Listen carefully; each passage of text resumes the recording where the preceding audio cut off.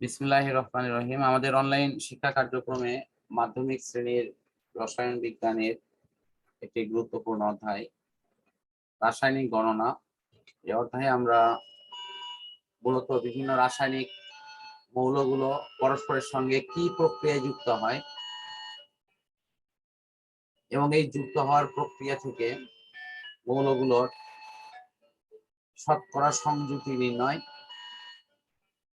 এবং এর আণবিক ভর বের করার যে প্রসেসটা আছে সেগুলো নিয়ে আমরা ইনশাআল্লাহ পর্যায়ক্রমে আলোচনা করব। প্রথমে আমরা দেখব শতকরা সংযুতি বিষয়টি কি।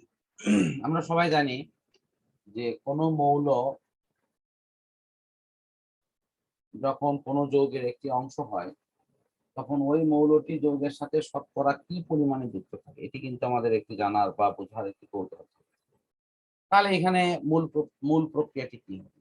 আমি ধরা যাক যে কার্বন ডাই অক্সাইডে অক্সিজেন এর শতকরা সংযুতি নির্ণয় করতে বলা হচ্ছে। কার্বন ডাই অক্সাইডের একটা অণুকে ভেঙে দেখা গেল যে কার্বন আছে হলো তোমার 30% আর অক্সিজেন আছে হলো তোমার 70%। তাহলে আমি 1 কেজি বা 1000 গ্রাম কার্বন ডাই অক্সাইড নিলে সেখান থেকে কত গ্রাম তোমার কি পাওয়া যাবে, এটা কিন্তু এখানকার রেশিও থেকে কিন্তু অনায়াসেই বের করা সম্ভব। কি সম্ভব কিনা? জি স্যার। তাহলে আমাদের এই শতকরা সংযুক্তিতে এটাই করা হয়।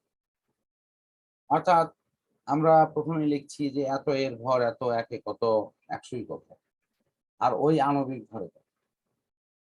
এই জিনিসটাকে যখন শতকরায় লিখি তখন কিন্তু আমাদের এই সূত্রটি না হলেও কিন্তু সরাসরি অঙ্ক করা যায়। আমি একবার দেখে দিই।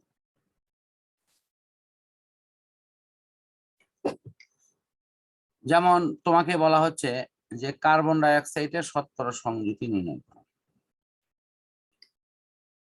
তাহলে কার্বন ডাই অক্সাইডে কার্বনের ভর কত? 12 না? এ কত হচ্ছে? 12 যোগ হলো তোমার কত? 16 গুণন 2 না? সব মিলিয়ে আসবে জি মনে হয় স্যার। 44।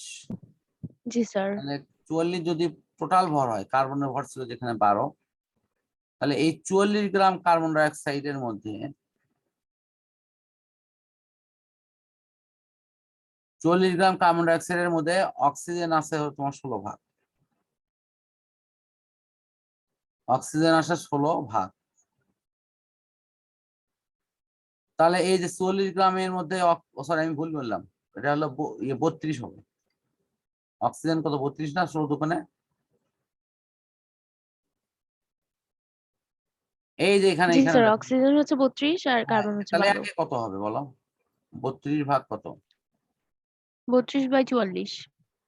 44। তাহলে এখন প্রশ্ন হলো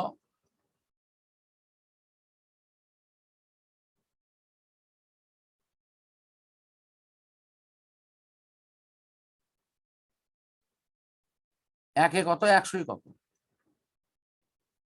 100ই কত এটা বের করা হবে এখানে।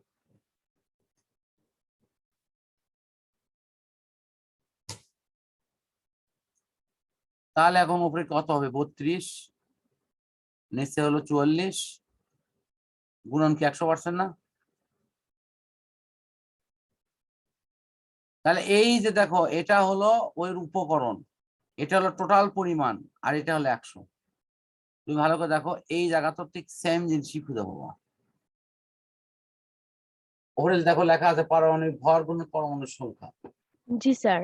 মানে স্যার ওকে ঐকিক নিয়মের একটা অঙ্ক সূত্রে ফেলা হয়েছে শুধু। ইয়েস, ঐকিক নিয়মটাকে সূত্রে লেখা হবে। তুমি ঐকিক পাইতে সূত্র অঙ্ক করতে যাবে না, কারণ ঐকিকে কোনো ভুল হয় না।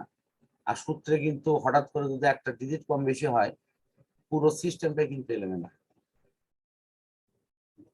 ঠিক আছে? জি স্যার। আমার মনে হয় যে এখন তুমি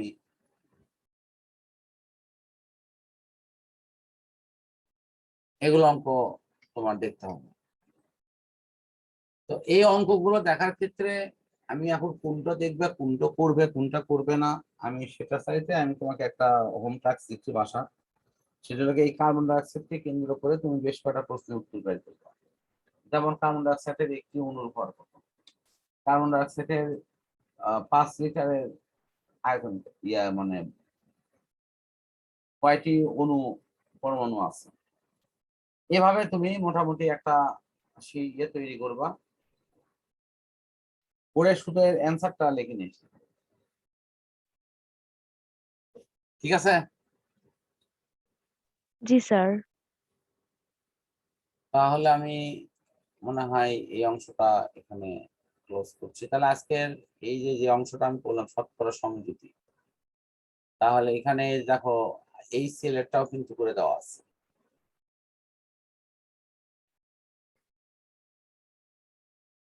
দেখতে পাচ্ছ কি? জি স্যার। তো এখান থেকেও কিন্তু তুমি অনায়াসে কিন্তু তোমার অঙ্ক করতে পারবে, কোনো সমস্যা নেই। আজকে আমাদের এই পর্যন্তই থাক, নিশ্চয়ই ইনশাল্লাহ পরবর্তী অংশে কথা হবে। আল্লাহ হাফেজ।